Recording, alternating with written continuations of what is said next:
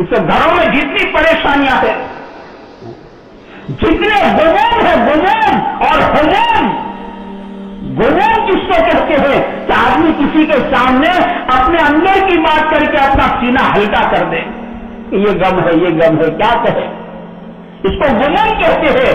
حموم کسے کہتے ہیں کہ آدمی کہہ بھی نہیں سکتا ہے اور آدمی سہ بھی نہیں سکتا ہے، کہے تو کس کو کہے، اندر ہی اندر جلتا ہے، اندر ہی اندر جلتا ہے، کہے تو کس کو کہے، وہ اس کو کہتا حموم۔ ہمارے غموم اور ہمارے حموم، ہمارے گھروں کی پریشانیاں، بے چینی، حالانکہ مکان اچھے سے اچھا ہے لیکن آدمی گھر میں جاتا ہے بے چین ہو جاتا ہے کہ صاحب جی بہت گھبراتا ہے، اچھا نہیں لگتا ہے۔ پھر شیطان مشورہ دیتا ہے کہ باہر کا اثر ہے گھر میں، حالانکہ باہر کا کوئی اثر نہیں ہے، یہ تو اندر کا اثر ہے کہ گھر نبی والے اعمال سے خالی ہے۔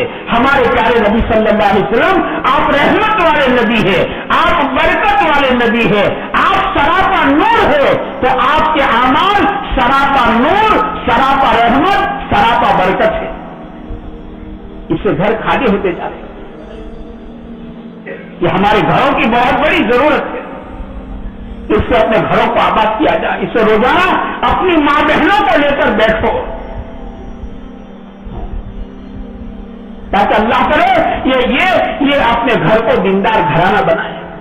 ہمارے پیارے نبی صلی اللہ علیہ وسلم نے جو اعمال مسجد نبوی میں زندہ تھے وہ اعمال مدینہ پاک کے ایک ایک گھر میں زندہ کر دیے تھے۔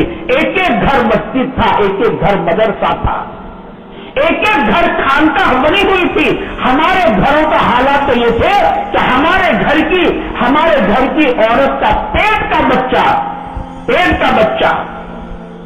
بختیار قاسی رحمۃ اللہ علیہ کی والدہ جو خواجہ صاحب رحمۃ اللہ علیہ کے خلیفہ خاص ہے، حضرت بختیار قاسی رحمۃ اللہ علیہ، ان کی والدہ فرماتی ہے جب یہ میرے پیٹ میں تھے اور میں تہجد میں اٹھتی تھی، میرے پیٹ کا بچہ اللہ اللہ اللہ کا ذکر کرتا تھا اور میں اسے سنتی تھی۔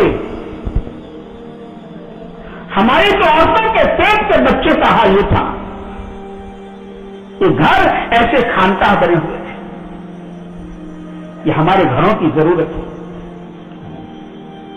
ہماری ماں کو، اور اس کے لیے اپنی عورتوں کو اس سے یہ کہتے ہیں بچے پر سب سے زیادہ اثر تو ماں کی زندگی کا ہے۔ مجدد ثانی رحمۃ اللہ علیہ فرماتے ہیں کہ جو ماں گالیاں دینے والی ہوتی ہے نا، اس ماں کا بچہ دنیا میں گالی سیکھ کر ہی آتا ہے۔ یہ دنیا میں آ کر گالی نہیں سیکھا، وہ تو ماں کے پیٹ سے گالی سیکھ کر آیا ہے، کیونکہ ماں گالیاں دینے والی تھی۔ آگے مجدد صاحب فرماتے ہیں جو ماں اللہ اللہ کرنے والی ہوتی ہے، اس ماں کا بیٹا ماں کے پیٹ سے ہی اللہ کا نام سیکھ کر آتا ہے، کیونکہ اس کی ماں اللہ اللہ کرنے والی تھی۔ عجیب بات کسی میں فقہا نے کہ بچہ ماں کے پیٹ میں ہوتا ہے، بچہ ماں کے پیٹ میں ہوتا ہے، یہ ماں کی 24 گھنٹے کی زندگی کا اثر لیتا ہے۔ یہ ماں 24 گھنٹے میں جتنی حرکتیں کرتی ہے، اچھی حرکت کرے یا بری حرکت کرے، یہ پیٹ کا بچہ ماں کی ایک ایک حرکت کا اثر لیتا ہے۔ اب آپ کا کیا خیال ہے، اس کے پیٹ میں بچہ ہے اور یہ ننگے ناچ گھنٹوں ننگے ناچ دیکھ رہی ہے۔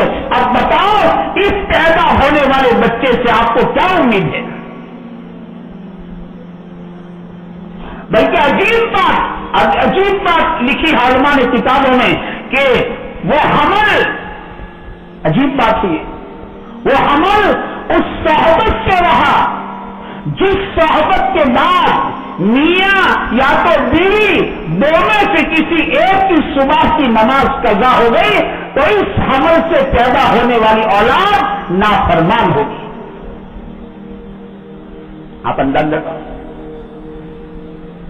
ہمارے مسائل کا حل میرے دوست یہ ہے۔ اس وقت ماں باپ کا بہت بڑا مسئلہ ہے کہ اولاد کا غم، اولاد کی نافرمانی، اولاد نافرمان ہے، ہاتھوں سے نکلتی جا رہی۔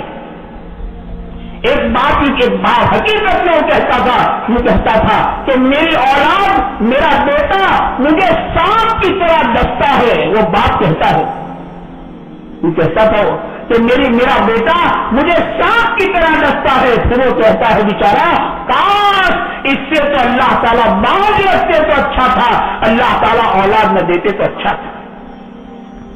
اولاد ہاتھوں سے نکلتی جا رہی. اس کا حل میرے دوست یہ ہے، گھروں کے ماحول کو دینی بناؤ. گھروں کو میرے دوست اعمال سے آباد کیا جائے. یہ ہمارے گھر اللہ کے اعمال سے آباد ہو جائے. ہماری ماں بہنیں ایک حیادار خاتون بنے، ایک مسلمان خاتون بن کر زندگی گزارے.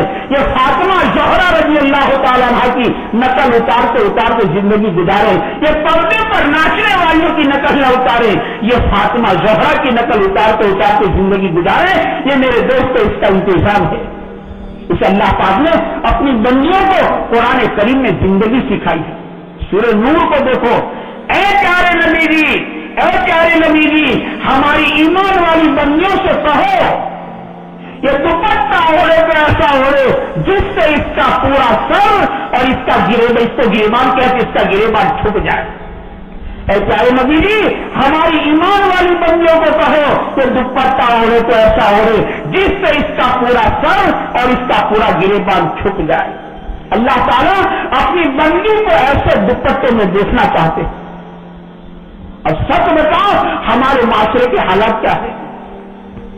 بلکہ باقاعدہ میرے دوستوں سازش سے دنیا میں ہیئر سٹائل کی فیشن چلائی گئی ہے. ہیئر سٹائل، اور ہیئر سٹائل کے معنی یہ ہے کہ اس خاتون کو کھلے سر گھر کے باہر آنا ہے ورنہ ہیئر سٹائل کا کوئی مطلب نہیں رہتا. یہ سازش ہے ہیئر سٹائل. اللہ تعالیٰ اپنی بندی کو ایسے دوپٹے میں دیکھنا چاہتے ہیں. اور ایک بات یاد رکھنا کہ جتنے شریر جنات ہیں شریر جنات یہ عورتوں کے سر کے بالوں پر عاشق پڑتے ہیں. یہ شریر جنات عورتوں کے سر کے بالوں پر عاشق پڑ، اس لیے اللہ نے اس کو چھپایا. اس کو چھپاؤ. آگے اللہ تعالیٰ حیادار زندگی سکھا رہے. اے پیارے نبی جی ہماری ایمان والی بندیوں سے کہو یہ اپنی زینت کو اور اپنے سردار کو پرائے مردوں سے چھپا دے. بے شک عورت زینت ضرور کرے گی اور یہ سردار ضرور کرے گی، لیکن کہا ہماری بندی سے کہو یہ اپنے سردار کو پرائے مردوں سے چھپا دے. آگے اللہ زندگی سکھا رہے. اے پیارے نبی جی ہماری ایمان والی بندیوں سے کہو یہ زمین پر چلے تو ذرا ہلکے پاؤں سے چلے. اللہ تعالیٰ چلنا سکھاتے ہیں جیسے ایک ماں اپنی چھوٹی بچی کو چلنا سکھاتی ہے. اللہ تعالیٰ سینکڑوں ماؤں سے زیادہ مہربان ہے، اپنی بندی کو چلنا سکھا رہے ہیں. اے پیارے نبی جی ہماری ایمان والی بندیوں سے کہو کہ زمین پر چلے تو ذرا ہلکے پاؤں سے چلے، سنسناٹ نہ چلے، کہ زمین پر ہلکے پاؤں سے چلے. جو اللہ تعالیٰ اپنی بندی کی چال میں بھی حیا دیکھنا چاہتے ہیں کہ میری بندی کی چال حیادار ہو.